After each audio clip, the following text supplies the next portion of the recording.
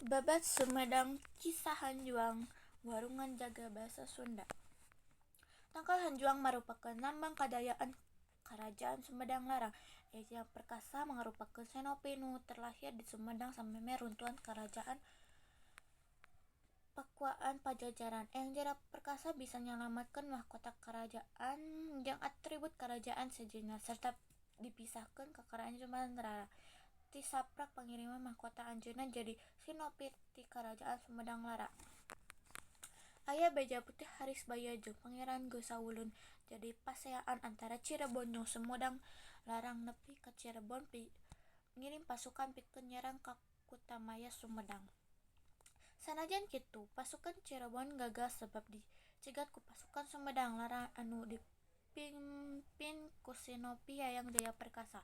Kacaritakeun sameme Hayang Jaya Perkasa rek manghareupan pasukan Cirebon, anjeunna melak tangkal Hanjuang ti Kutamaya.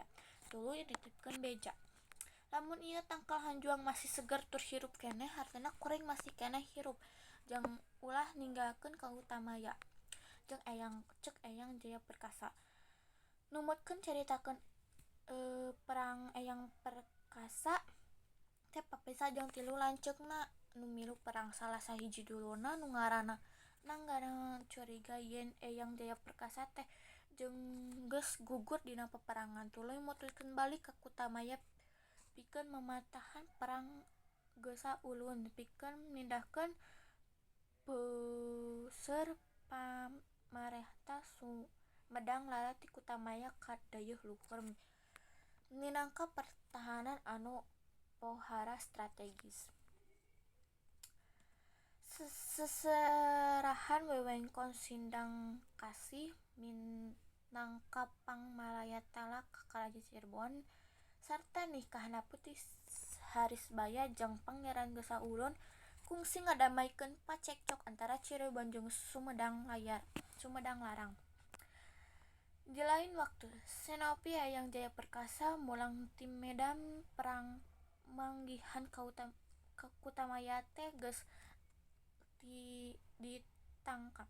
Tangtu wae anjeunna kaduhur kana kalakna pangeran jeung ulun. Satepina di dayeuh luhur ayeuna maehan nangganan dulurna sabab kasalahanna. Kacaritakeun ku kecewana Hayang Jaya Perkasa anu sababna nyaeta manghareupan pikeun mulangna kaagungan jeung kamulyaan Kerajaan Pakuan Pajajaran ngaliwatan Kerajaan Sumedang Larang geus gagal. Sementara eta tangkai Hanjuang anu dipelak ku Hayang Jaya Perkasa masih keneh mekar seger di Kutamaya. Ayeuna Desa Padasuka, Kacamatan Sumedang, Kaler.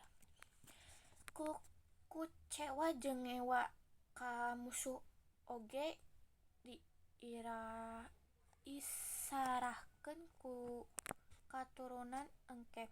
Lamun jarang kakuburan teu meunang make baju batik anu dina pamedengana mangrupakeun ciri khas tina baju musuh-musuhna.